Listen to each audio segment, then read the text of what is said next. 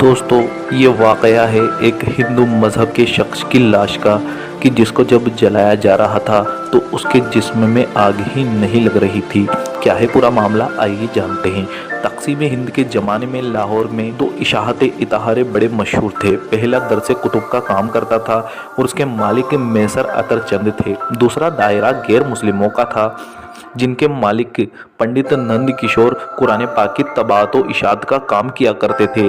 नंद किशोर ने एहतराम कुरान पाक का जो मयार मुकर्रर किया था वो किसी और इदारे को नसीब नहीं हो सका। नंद किशोर जी ने पहले तो पंजाब में आला साकत आज़ाब इकट्ठे किए, फिर उनको ज़्यादा तनख्वाह पर मुलाजिम रख लिया। एहतराम कुरान पाक का यह आलम था कि जहाँ पर कुरान पाक की जिल्द बनी होती थी वहाँ पर किसी भी आदमी को जूते या चप्पल पहनकर जाने की इजाज़त नहीं थी। और इसके अलावा दो ऐसे मुलाजिम भी रखे गए थे कि जिनका सिर्फ और सिर्फ यही काम था कि तमाम दिन इदारों के मुख्तलिफ कमरों का चक्कर लगाते रहे।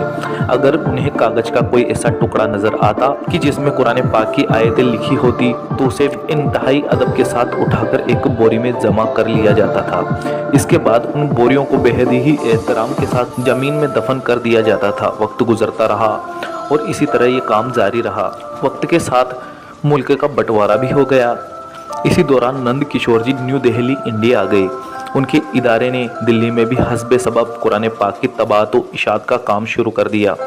यहाँ पर भी उनके इदारे का कुरान पाक के एहतराम का वही आलम था जो वहाँ पर था।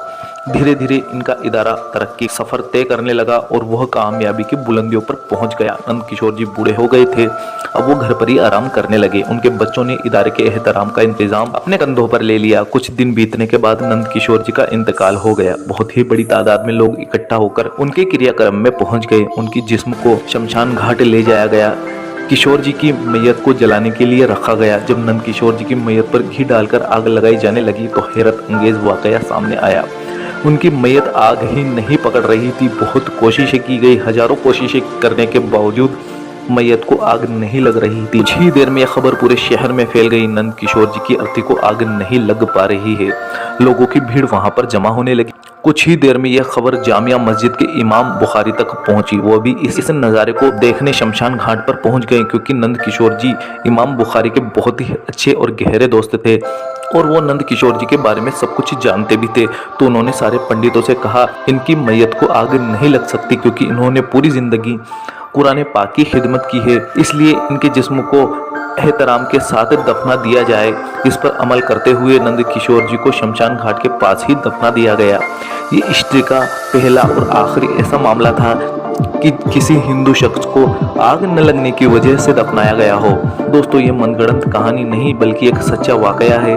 जो लोग अल्लाह तबारक व तआला की किताब का इस तरह से एहतराम करते हैं तो अल्लाह पाक उन्हें ऐसा ही अजर अता फरमाता है कि उन्हें आग छू भी नहीं सकती। अल्लाह तबारक व तआला से दुआ है कि हम सबको कुरान करीम के नक्शे कदम पर चलने की तौफीक अता फरमाए।